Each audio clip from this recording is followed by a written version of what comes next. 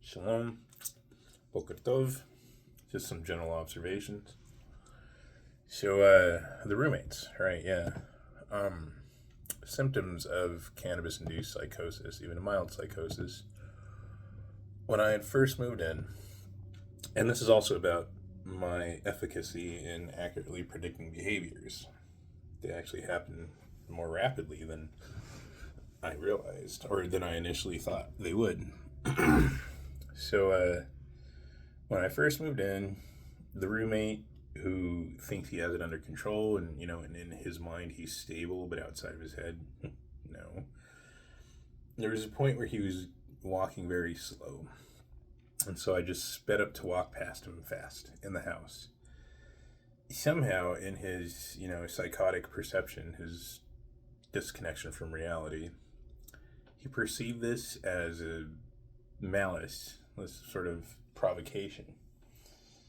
And I just needed to use the bathroom really bad, but I heard him going, "Oh," like he wanted to, murder me, beat me to death with his fists, just because I walked past him fast.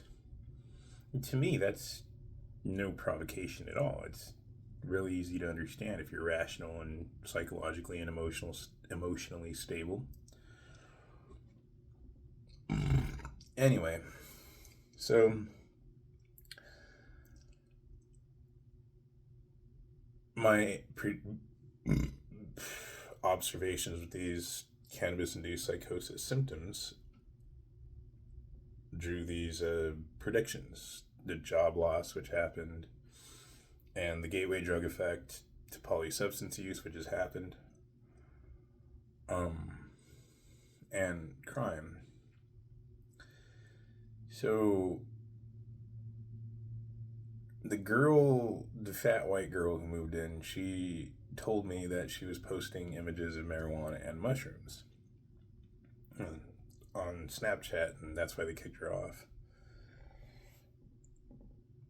And he joked about doing cocaine, but what's definitely known is the alcohol consumption. So his marijuana use didn't prevent his drunk driving or alcohol consumption. It didn't replace the alcohol use. If anything, it exacerbated it.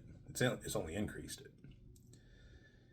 Because there has been more than one night where he drives home drunk, and that is based on the observation that he is very loud, and his inability to keep his voice down and close the door softly or anything like that. Right? Just banging, waking everybody up at 2 a.m. Audibly drunk. You could hear how drunk he is, and stoned, undoubtedly mixing marijuana and alcohol.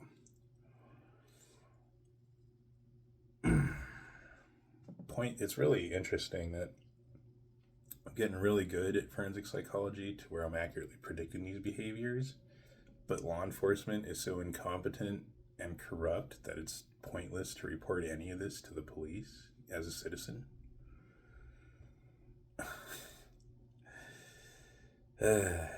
I'm curious about the Back the Blue crowd, right? So the Blue knew that Trump and Elon Musk and, all of the Biden, Clinton, etc., that they were all raping children on Epstein Island. They've known this for years. This isn't an unsolved case. And they did nothing to stop it. And they still haven't arrested the current or former presidents for raping children on Jeffrey Epstein's island. They're just letting those child rapers legalize marijuana to cause stuff like this.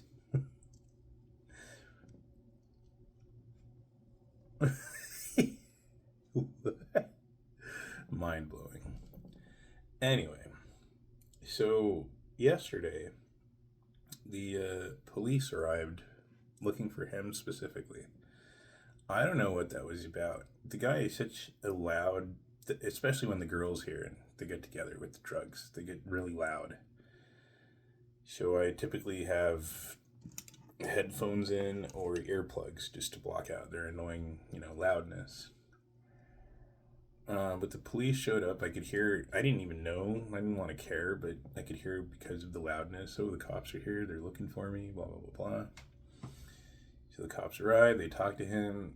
My guess was he might have done some drunk driving thing, and they just, his license plate and his vehicle anchored his identity to their investigation.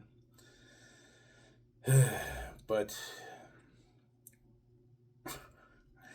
he told him something that made them go away. He said, "Oh, I don't know what you're talking about, and it wasn't me," or something like that. And the cops were like, "Okay, sir, sorry to bother you. Have a good day." And they just left.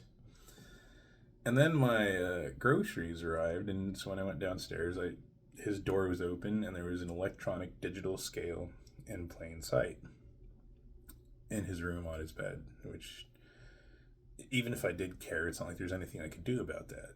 But that means with the job loss and the increase of narcotics consumption, drug dealing is now another behavior I predicted. There's going to be drug dealing. I said that like a few weeks ago, I think. That's definitely a thing now. And the police are just such bumblingly corrupt and incompetent retards that they just took his word for whatever he did. And they left, and he just continued committing whatever crimes he was doing. Well, the important thing is Black Lives Matter, and so we have to black the blue. The real crime in this neighborhood is drug-free and too white. Not on my watch. Send in the diversity drug dealers. Basically, that's pretty much what's going on. Anyway, so then it sounded last night like he was on mushrooms. I've done mushrooms. I've known a lot of people who have. I quit doing drugs almost 20 years ago now, but I'm 43, so yeah, there's a lot of years that I have experience with this sort of thing. And he was screaming like a woman, just making weird noises, laughing, crying, just talking to, maybe he had his Bluetooth on, but his voice was very odd pitch and tone. So polysubstance use, gateway drug effect, etc. Despite being accurate in all these predictions, the police will do nothing. And nobody's going to do anything about it. And this is what happened at all the other places. So this is the downward spiral. This is where the decline really begins. And one of my predictions in my mind was inevitably he's going to end up committing thefts, felonies, armed robberies, maybe. Because addicts make terrible drug dealers. They get high on their own supply, they smoke up all the profits, etc. So I was thinking, no, he'll be able to, steer the plane away from the ground and back to the sky. No, I don't think so. And I really didn't think that. I was skeptical to my own assertions that armed robbery was going to be in his future.